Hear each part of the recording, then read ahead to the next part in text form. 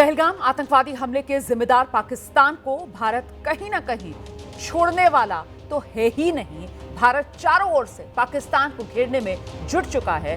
भारत ने जम्मू कश्मीर के रामबन के बगलिहार डैम से पाकिस्तान को जाने वाली चिनाब नदी के पानी का बहाव रोक दिया है। सरकार अब किशनगंगा डैम से झेलम नदी पर भी इसी तरह का कदम उठा सकती है। इस बीच मैं आपको कुछ जानकारियां देती हूं। पाकिस्तान पर किस तरीके से भारत ने वाटर बम तो गिरा दिया है। चिनाब नदी का पानी रोक दिया गया।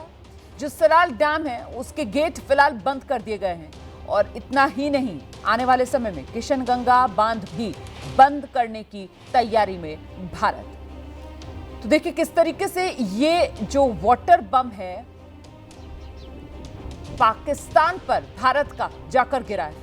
चिनाब नदी का पानी रोक दिया गया है। जो सलाल डैम है उसके गेट बंद कर दिए गए हैं। किशनगंगा बांध के गेट बंद किए जाएंगे आने वाले समय में। और ऐसे में पाकिस्तान प्यासा तरसेगा। बूंद बूंद पानी को पाकिस्तान मोहताज हो जाएगा। ये वाटर स्ट्राइक भारत की तरफ से जो पाकिस्तान पर की गई है, सिंधु जल समझौता सस्पेंड करने के बाद ही भारत की तरफ से इसकी शुरुआत कर दी गई थी और अब उसी के तहत देखिए किस तरीके से एक के बाद एक ये कदम जो पाकिस्तान की तरफ भारत के निशाने के तौर पर सामने आ रहे हैं। तो पाकिस्तान पर ये जो वाटर बम गिरा है, चिनाब नदी का पानी रोका गया है, सलाल डैम के गेट बंद कर दिए गए हैं, किशनगंगा बांध भी जल्द बंद करने की तैयारी में है भारत। पाकिस्तान पर भारत का ये वाटर बम। सीधे आपको लेकर चलेंगे। हमारे साथ हमारे सहयोगी इस वक्त मौजूद हैं। हमारे साथ आसिफ कुरैशी इस वक्त मौजूद हैं।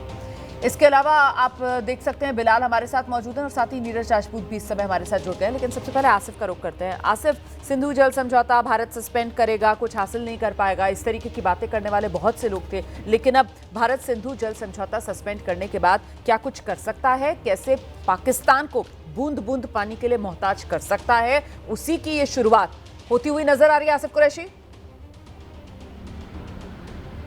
रोमाना, बिल्कुल देखिए 1960 में जो सिंधु जल संधि हुई थी तो जम्मू कश्मीर के सभी नेता इसके विरोध में थे, क्योंकि उनका ये कहना था कि जम्मू कश्मीर से बहने वाली तीनों नदियों का जल पर जो पाकिस्तान को अधिकार दिया गया है वो जम्मू कश्मीर के लोगों के साथ जो है वो अन्याय है। तो इसी के चलते वो हमेशा इसका विरोध करते रहे। और जैसे ही केंद्र सरकार की तरफ से ये जो संकेत दिए गए, जो आदेश आया कि जल संधि को सस्पेंड किया जाता है, तो यहाँ पर तो खुशी की लहर ही है स्थानीय नेताओं में। मैं बता दूँ कि कश्मीर घाटी में जितने भी पावर प्रोजेक्ट्स हैं वो रन ऑफ पावर प्रोजेक्ट्स हैं, यानी कोई बड़ा डैम ना बनाते हुए एक छोटी सी दीवार ही कहेंगे उसे, उससे पानी को रोका जाता है और उसके ज़रिए पनबिजली बनाई जाती है। लेकिन जो बड़े पावर प्रोजेक्ट्स हैं जिनमें किशनगंगा का आपने नाम लिया, उसमें जो प्रोजेक्ट था, जो प्रोजेक्ट के पहले जब गए तो वो 98 यानी 98 मीटर की ऊंची डैम बनानी थी। लेकिन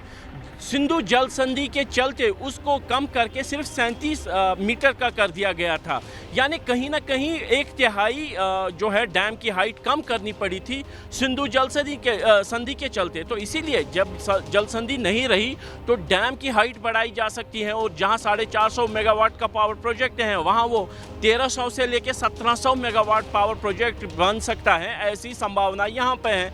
और इसी तरीके से सभी नदियों का जल रोका जा सकता है, उन पर डैम बनाए जा सकते हैं, चाहे वो सलाल हो या डुलहस्ती हो या फिर जो नए डैम्स बन रहे हैं पकाडुगल हो या बाकी जगहों पर जो डैम बन रहे हैं, वो अब उनकी हाइट पर कोई भी प्रतिबंध नहीं रहेगा।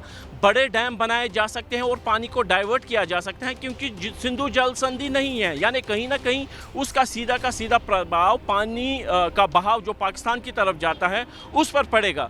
भले ही 100% पानी ना रोका जा सके, क्योंकि जितने भी पन बिजली प्रोजेक्ट्स हैं उनमें पानी के बहाव से ही बिजली बनती है, यानी पानी का बहाव तो चलता रहेगा। लेकिन जिस मात्रा में पानी जम्मू कश्मीर में रोका जा सकता था अब उस पर कोई भी प्रतिबंध नहीं है, यानी 24 घंटे पानी रोकने की अनुमति थी सिंधु जल संधि के चलते, अब उस पर कोई प्रतिबंध नहीं है। डैम बना दिए जाएंगे, डैम की हाइट बढ़ाई जा सकती है। और किशनगंगा पावर प्रोजेक्ट जहां पे केवल इस समय 37 मीटर ऊंचा बांध बना है, उसको बढ़ाकर 98 मीटर कर दिया जा सकता है, जैसा कि प्रपोज था। यानी कहीं ना कहीं जम्मू कश्मीर के लिए भी ये अच्छे संकेत हैं और पाकिस्तान के लिए बुरी खबर, क्योंकि भारत ने इस संधि को फिलहाल सस्पेंड कर दिया है।